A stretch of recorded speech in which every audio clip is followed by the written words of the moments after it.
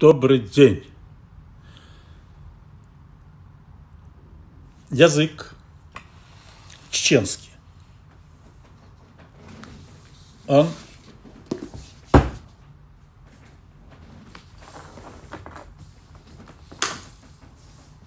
уникальный. В чем его уникальность? В том, что он расшифровывает любое слово в мире, любого народа, кем бы, когда бы оно ни было сказано, хоть каким-то племенем, бразильским, африканским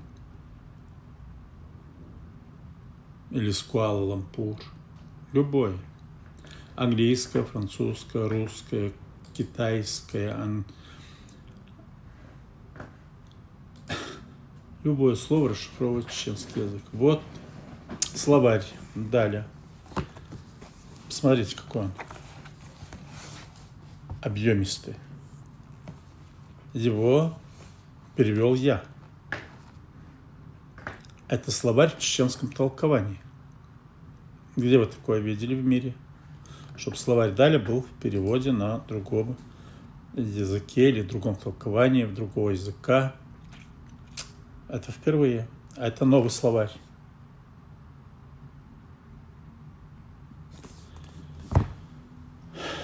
Значит, язык непростой, очень непростой, удивительный язык. Он хорош, знаменит тем, что на нем говорил Нох. Нох. Поэтому расшифровывать любое слово. А еще этот язык Ноху достался от Адама и Евы. На нем разговаривал Адам и Ева.